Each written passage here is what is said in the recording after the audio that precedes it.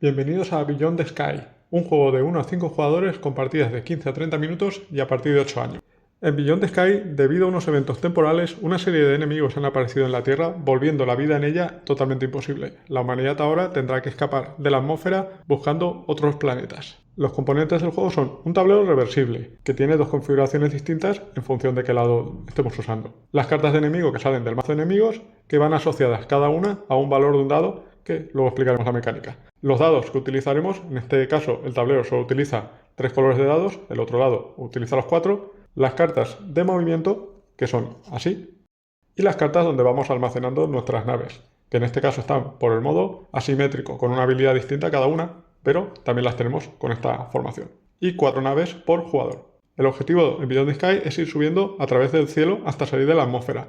Cuando consigamos sacar una de nuestras naves del tablero, colocaremos esas naves en la parte inferior, ocupando las casillas correspondientes para adquirir puntos. El que más puntos consiga al final de la partida será el ganador. Si nuestras naves son destruidas, se colocan por la parte superior. En este caso, nos van dando menos puntos. El turno de cada jugador es muy sencillo. Juegan una carta de su mano y mueven sus naves en función de qué carta hayan jugado. Al caer en una casilla suele tener unos efectos, se hacen esos efectos y cuando todos los jugadores hayan jugado sus cartas, a final de ronda se lanzan los dados, que serán los ataques de los enemigos, pudiendo herir a las naves o destruirlas. Las naves tienen 2 vidas, se voltea la ficha para indicar que ha recibido una herida y a la segunda vez que recibe una herida es destruida. ¿Cómo funcionan las cartas de movimiento que tenemos en nuestra mano? Con un fondo con nubes podemos ir a casillas que tengan nubes. Con el resto de cartas de fondo normal a las casillas sin nube en el fondo, que estén vacías. ¿Cuánto nos movemos? Nos movemos en función del valor que tenga la carta. Una fila, 3 filas, una más una. Es decir, movemos 2 naves, 2 filas. ¿Por qué digo filas? Porque nuestras naves, si por ejemplo jugáramos un 3, se puede mover a cualquier casilla a 3 de distancias. Es decir, saliendo desde la parte inferior, 1, 2 y 3, y aquí podemos elegir dónde nos colocamos. En este caso, como jugamos un fondo sin nube, nos tenemos que colocar o en esta, o en esta, o en esta. Por ejemplo, elegimos esa. Si el jugador verde jugara la carta de 1 más 1, movería 2 naves. Por ejemplo, aquí y por ejemplo, aquí. Cuando las naves caen en una casilla, tenemos que aplicar sus efectos. Por ejemplo, robar una carta o protección contra amarillo, protección contra blanco, lanzar un dado azul, reparar una de nuestras naves que lleve una herida, mover una casilla adicional a la siguiente fila, turnos extra, etc. Después de que todos los jugadores se hayan movido, finalizamos la ronda realizando impactos con los dados. Por ejemplo, el azul no se aplica porque solo es para las 2 casillas superiores. Un 1 blanco haría daño en las 2 filas inferiores. Como ninguna de las naves tiene protección contra blanco, ambas recibirían un daño.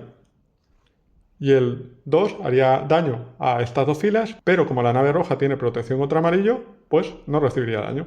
Y seguiríamos jugando otra ronda.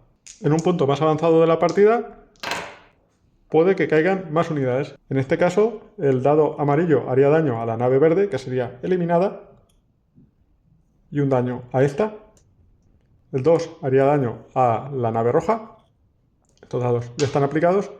Y el dado azul no haría daño porque se requiere un 6 o un 5. Cuando más naves sean eliminadas tenemos que sacar cartas adicionales de enemigos e ir añadiéndolas a la fila de enemigos, con un máximo de 2 por cada grupo. A partir de aquí harán daño en estas 2 filas los dados azules, amarillos y blancos de valor 6 y de valor 3. Para salir del tablero tenemos que jugar al menos una carta que nos permita hacer un movimiento más.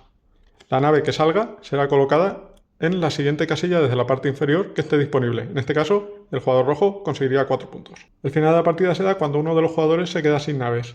En este caso, el jugador verde recibiría 2 daños y perdería su nave.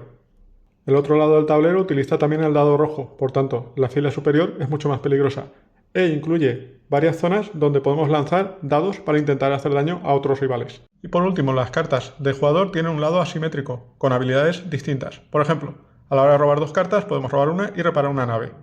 La carta de 1, que normalmente solo puede ir a zonas con nubes, puede ir a ambas zonas. Las flechas en el mapa, que normalmente tienes que ir al mismo lugar que la carta que has jugado, te permite ir a ambos lados. La zona de turno extra te permite robar una carta y jugar esa carta automáticamente. Y la carta de 1 más 1 te permite jugarse como 2. Por tanto, en vez de mover 2 naves, podemos mover solo una. Y esto ha sido todo. Muchísimas gracias.